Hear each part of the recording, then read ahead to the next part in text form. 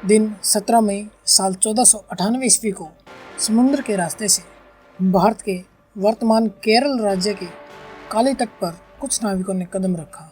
उसके बाद मानो भारत की तस्वीर ही बदलने लगी और भारत की कहानी एक अनोखे ढंग से लिखने लगी। दोस्तों, एक समय था जब भारत पूरे संसार में अपने हीरे, सोना, चांदी एवं विशेषकर मसालों, काली मिर्च, इलायची, दालचीनी आदि के लिए बहुत प्रसिद्ध था, जिस कारण उस समय भारत के साथ व्यापार करने के लिए यूरोप एवं अरब के देशों के बीच होड़ लगी रहती थी। उस वक्त एशिया के प्रमुख देशों जैसे भारत, चीन, म्यांमार आदि के साथ व्यापार केवल स्थलीय मार्ग से ही होता था, जिसे सिर्फ मुस्लिम शासक एवं व्यापारी ही किया करते थे। उस मार्ग से यूरोपियों को मुस्लिम शासक व्यापार नहीं करने देते थे। व्यापार मार्ग की समस्या को खत्म करने के लिए कई यूरोपीय देशों ने यूरोप और भारत के बीच एक समुद्री मार्ग खोजने का प्रयत्न किया, मगर उनमें मात्र पुर्तगाल ही सफल हो पाया।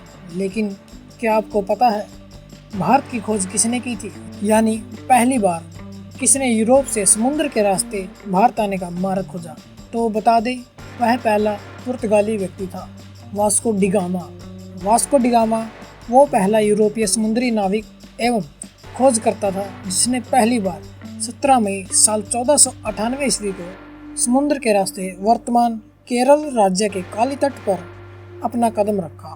डी गामा के आने से पूर्व तक भारत के कई बाहरी घुसपैठियों और हमलावरों जैसे सिकंदर, अरब आदि को देख चुका था, लेकिन वह सभी उस समय प्रसिद्ध स्थलीय मार्ग खैबर दर्रा से होकर आए थे, समुद्री मार्ग से नहीं। दोस्तों, डी गामा की समुद्री मार्ग से भारत की खोज भारत को पश्चिम दुनिया से जोड़ने में मील का पत्थर साबित हुआ।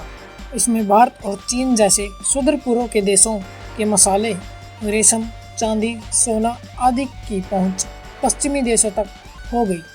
हालांकि ये भी सत्य है कि पश्चिमी देशों की भारत के धन दौलत के प्रति उत्सुकता को देखकर उनके मन में लालच आ गया। उन्होंने भारत को भी अपना एक बड़ा उपनिवेश बना लिया।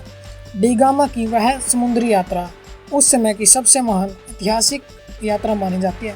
दोस्तों, वास्को डी गामा की समुद्र के रास्ते से भारत की खोज यूरोप के लिए एक बड़ी उपलब्धि थी। दोस्तों, वास्को डी गामा ने भारत की 3 बार यात्रा की और तीसरी और अंतिम यात्रा में वास्को डी गामा केरल राज्य के काली तट पर ही अंतिम सांस लिया। दोस्तों, उनकी मौत का कारण मलेरिया था। तो समुद्र के रास्ते से भारत की खोज यह एक महान ऐतिहासिक उपलब्धियों में से एक है। तो धन्यवाद दोस्तों। आई होप आपको ये वीडियो अच्छी लगी हो और आपके लिए महत्वपूर्ण हो। तो हमारा चैनल सब्सक्राइब करें, लाइक करें, कमेंट करें।